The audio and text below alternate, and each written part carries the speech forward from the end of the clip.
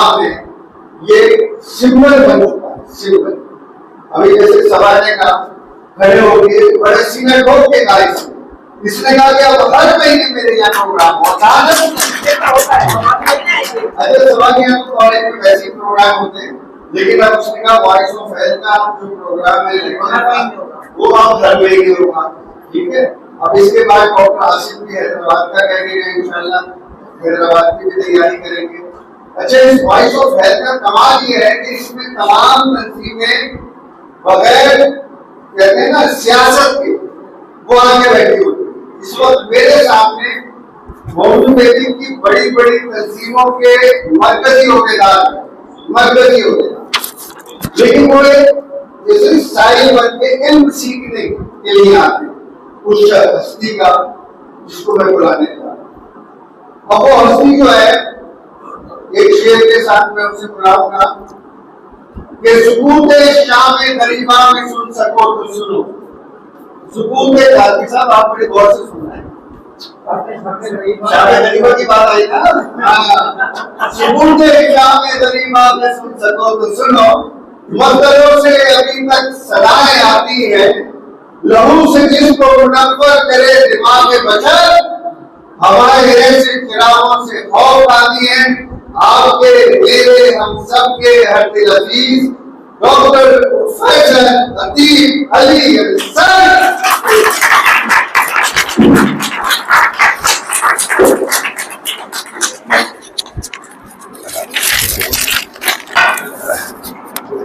बिस्मिल्लाहिर्रहमानिर्रहीम।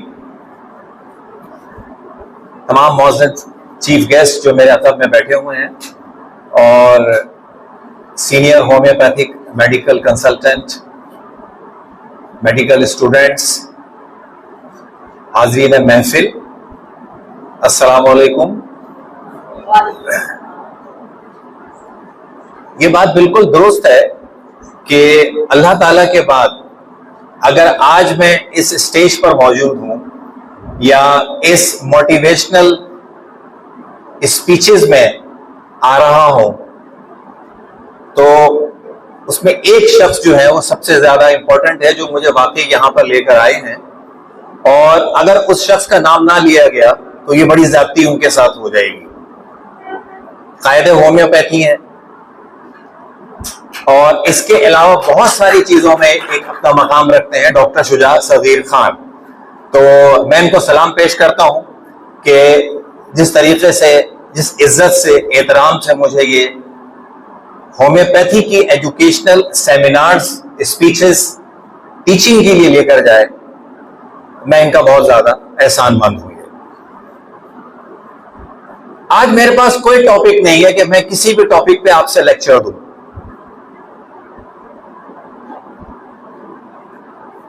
Motivational speeches या lectures का जो प्रिंसिपल होता है वो ये होता है कि जो भी लेक्चर देने आता है वो टॉपिक अपने साथ लेकर आता है और अपने ही पसंद किए हुए टॉपिक से वो लेक्चर देता है। आज मैं ऐसा नहीं करूंगा, मैं इसको अब चेंज कर रहा हूं। बहुत मुश्किल काम है ये कि इतने इंटेलेक्चुअल ऑडियंस के सामने मैं आपको ये क्रेडिट देता हूं कि आप टॉपिक बताएं और मैं उसमें लेक्चर दूंगा। यहां जितने भी मेरे बैठे हैं, और पूरी दुनिया के अंदर कभी ऐसा नहीं होता। ये first time in the history of Pakistan कि कभी ऐसा नहीं हुआ है कि कोई मोटिवेशनल स्पीकर वो आए और आकर ऑडियंस में ये दावत दे कि जी टॉपिक आपने सिलेक्ट करना है, लेक्चर मैं दूंगा। अब आप लोग मुझे बता दें हाथ खड़े करके जिसकी वोटिंग ज्यादा होगी मैं उस टॉपिक पे लेक्चर दूंगा। अभी आप फैसला करें कि मुझे किस टॉपिक पे लेक्चर देना। आप भी इसमें शामिल हैं सारे के सारे। एक वोट आ रहा है निक्रोसिस, अगर आप कह रही हैं। अब खामोश क्यों हो गए? जल्दी बताइए, वो टाइम मेरे पास नहीं है। बच्चों के मैं स्टाफ स्पेस के हवाले से देता हूं, स्प्रिंट के हवाले से देता हूं, ठीक है। अच्छा, अब देखिए ये हदीस रसूल है कि कोई भी अच्छी बात क़ैदे तहरीर में ले आओ, मुझे उम्मीद है कि इस पर अमल होगा। देखिए, स्क्विंट कह लें या उसको मेडिकल टर्मिनोलॉजी के अंदर स्ट्रैबिस्मस कह लें, यानी भेंगापन। ये बच्चों की एक बहुत ही कंजेनाइटल डिजीज है, जो कि बहुत से छोटे बच्चों से लेकर, यानी इन्फेंट्स की एज से लेकर, यानी पैदाइशी तौर से लेके और तकरीबन 12-13 साल नॉन एडल्ट तक ये बहुत ज्यादा देखी जाती है और इसके अंदर बच्चे सफर्ड होते हैं।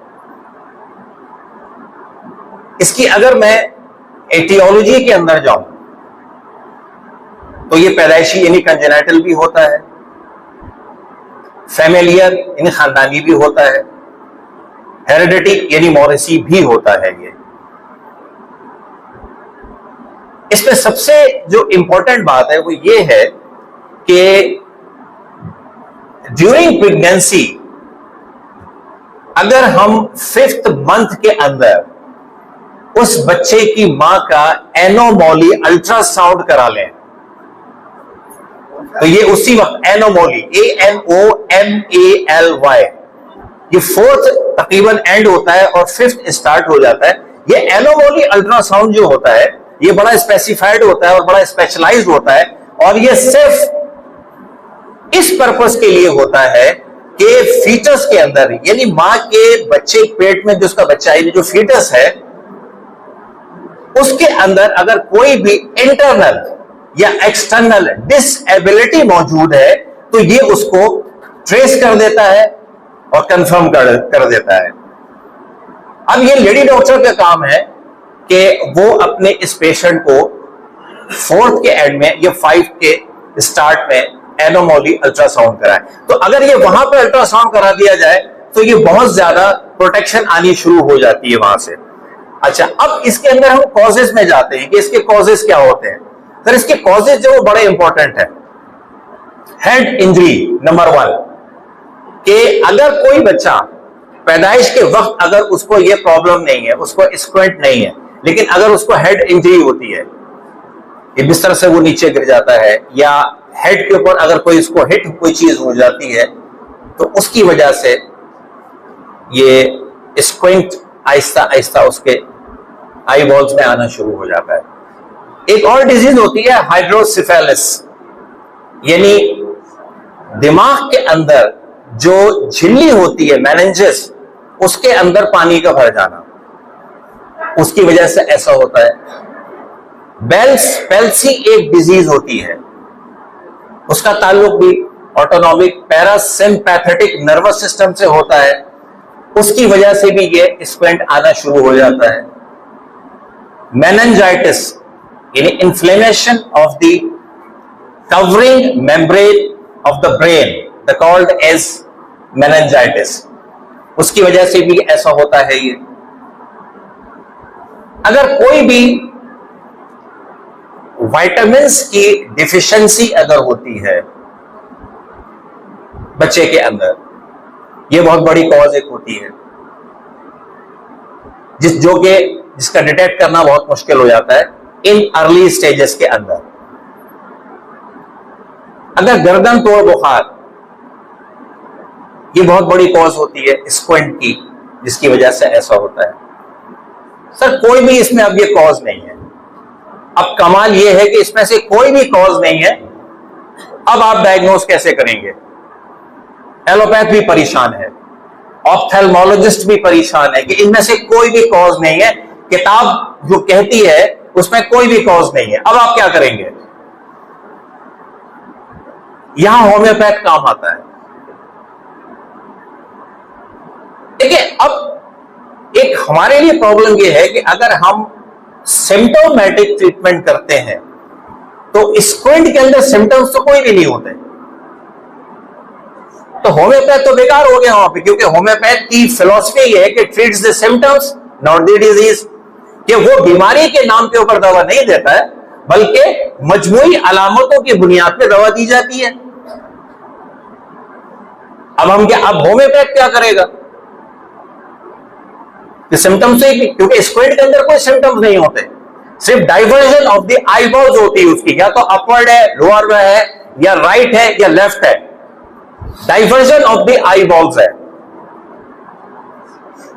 देखिए अब इसकी एक कॉज जो है वो सिर्फ रह जाती है, और वो कॉज ये होती है कि आई बॉल्स के पीछे जो एक लिक्विड होता है जिसे हम वाइट्रस ह्यूमर कहते हैं, जिसकी वजह से आई बॉल्स जो है वो मूव करता है राइट लेफ्ट अपर लोअर।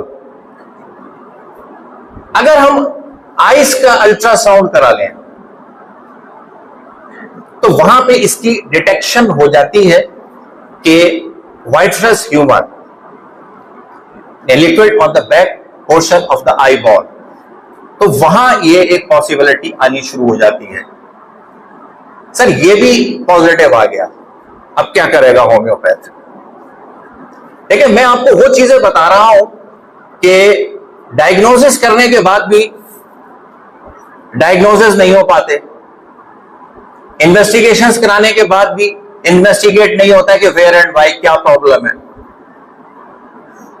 अब एक कॉज सिर्फ रह जाती है, और वो ये रह जाती है कि आई बॉल्स के जो मसल्स हैं, जो पट्टे हैं, वो इतने वीक हो गए हैं कि उनके अंदर कंट्रोल पावर आई बॉल्स की खत्म हो गई है, जिसकी वजह से diversion of the I balls उनको हो रही है। सर ये कॉज भी नहीं है, आकला सुने आपको, ये कॉज भी नहीं है। मैंने 8 कॉजेस बता दिए आपको। क्या कोई आप में से ऐसा जो 9th कॉज बता देगा मुझे? मैं आपको बताता हूं। हाँ हाँ, नहीं वो तो एक फिजियोलॉजिकल चेंजेस है ना सब, वो फिजियोलॉजिकल चेंजेस है, पैथोलॉजिकल चेंजेस नहीं है। मैं पैथोलॉजिकल चेंजेस की बात कर रहा हूं कि डिजीज बताइए क्या है। देखिए अब मैं आपको एक बहुत ही खास बात बताना चाहता हूं, और बहुत दिलचस्पी से सुने, कि वो बच्चे जिनको इंटेस्टाइनल वर्म्स होते हैं, यानी आंतों के कीड़े होते हैं, this is one of the highest major causes of the squint in the child. ये आप पल्लू में बांधे, दिमाग में बैठाएं इसको। एलोपैथ यहां आके फेल हो जाता है, वो इस बात को मानने को तैयार नहीं है। मैं इस बात को साबित कर दूंगा पैथोलॉजिकल पॉइंट ऑफ व्यू से। अब मैं एक ऐसे साइंटिस्ट का नाम ले रहा हूं जिसने सिर्फ काम ही इसी के ऊपर किया है, और वो है मुस्लिम साइंटिस्ट इब्न जोहर, 1094 एडी। इब्न जोहर 1094 एडी, वो अपनी किताब डिजीजेस ऑफ द ऑप्थेल्मोलॉजी में लिखते हैं कि स्क्विंट की बहुत बड़ी वजहों में से एक वजह जो है वो हेलमिंथियासिस है, यानी इंटेस्टिनल वर्म्स। और अब अगर आप होम्योपैथी की बात करते हैं तो डॉक्टर विलियम बोरिक की एक दवा सेंटोनाइन में डॉक्टर विलियम बोरिक ने यह एंडोर्स कर दिया है कि वो स्क्विंट जो कि इंटेस्टिनल वर्म्स की वजह से हो, उसकी दवा सेंटोनिनम है। कैंट भी इसको एंडोर्स करते हैं, काशीराम एंडोर्स करते हैं, एलन एंडोर्स करते हैं, इतने सारे बड़े बड़े मैंने होम्योपैथ स्पेशलिस्ट के नाम ले लिए हैं। ठीक है, और अब मैं आता हूं आपको ट्रीटमेंट की तरफ कि होम्योपैथिक ट्रीटमेंट के अंदर बेहतरीन इसका इलाज मौजूद है, और हम स्क्विंट में सर्जरी को प्रोटेक्ट कर देते हैं। अगर कोई बच्चा हमारे पास आता है तो आप उसका इलाज कॉजेस पे करें, क्योंकि स्क्विंट सिम्टमलेस है, उसमें अलामतें नहीं होती हैं। दुनिया के अंदर जितनी भी टाइप्स के स्क्विंट है या स्ट्रैबिस्मस है, उसमें सिम्टम्स नहीं है, उसमें सिर्फ साइन है, diversion of the I balls, कि आई बॉल्स जो है उसकी कितनी डाइवर्ट है, कौन सी है, राइट है, लेफ्ट है, या बोथ है, अपर है, लोअर है, राइट है या लेफ्ट है, या ऑल्टरनेट है। इन सब की दवाएं हमारे पास मौजूद है। ठीक है, अब इस पे कोई सवाल कर ले, फिर मैं डायबिटीज की तरफ आता हूं जल्दी से। कोई किसी को अगर पूछना है तो कुछ खाली पानी दे।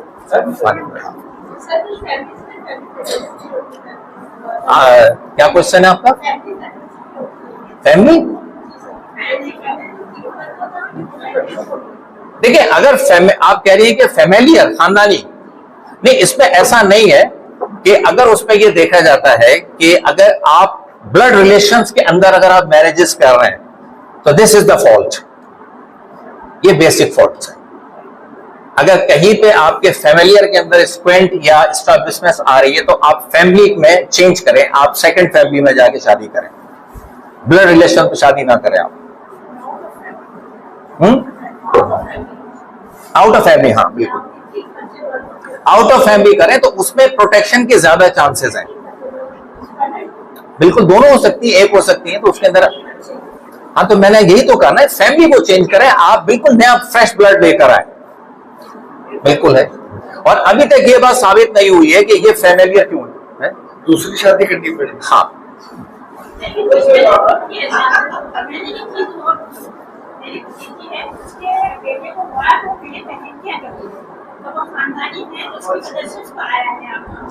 किताब इंडोर्स कर रही है ना, मैं तो यही तो जब कह रहा हूँ, इतनी चीख के तो कह रहा हूँ ये कि फैमिली को चेंज करें, बिल्कुल फ्रेश ब्लड आप अपनी फैमिली में लेके, ताकि प्रोटेक्शन ऑफ डिजीज हो, और ये हदीस से भी बात साबित है। और कोई सर, हमारे यहाँ बहुत अच्छी मेडिसिन है, इसमें एक प्रॉब्लम सिर्फ ये है कि ये बड़ा सब्र आजमा इलाज है, तो मरीज को ना कहें, बल्कि मरीज के जो पेरेंट्स हैं, जो गार्डियंस हैं, या उसके जो रिलेटिव्स हैं, उनको कहे कि देखें जी ये निहायत सब्र आजमा है, 6 महीने, 1 साल, 1.5 साल, 2 साल, ये diversion of the I balls पे डिपेंड करता है कि डाइवर्जन ऑफ आई बॉल्स किस कंडीशंस के अंदर मौजूद है, तो वहां पर फिर ये आहिस्ता आहिस्ता ये ठीक होना शुरू हो जाएगा। जी देखिए, आई बिल्कुल बिल्कुल ब्लड विजन आनी शुरू हो जाती है आहिस्ता आहिस्ता, तो आपने इस ब्लड विजन को भी देखना है, क्योंकि अगर उसकी जो विजन है ब्लड होती जा रही है या कम होती जा रही है तो ये और भी खतरनाक बात है। देखिए, उसके लिए सिर्फ एक बात आपको बता दूं कि जो डाइट हमारी है, तो विटामिन ए की फैमिली जो है वो आप उसको डाइट पे प्रीमेंट कर दें, आप उसको देना शुरू कर दें, तो विटामिन ए फैमिली जो है वो आंखों के लिए सबसे बेहतरीन है। और विटामिन ए का जो सबसे ज्यादा बेहतरीन सोर्स है वो कैरेट है, गाजर है, और गाजर की जो हड्डी है उसमें सबसे ज्यादा विटामिन ए होता है, कैरोटीन पाया जाता है उसके अंदर, और कैरोटीन नीड्स आई लेंस, तो गाजर खिलाएं। और हम गाजर की हड्डी फेंक देते हैं माशाल्लाह पढ़े लिखे लोग,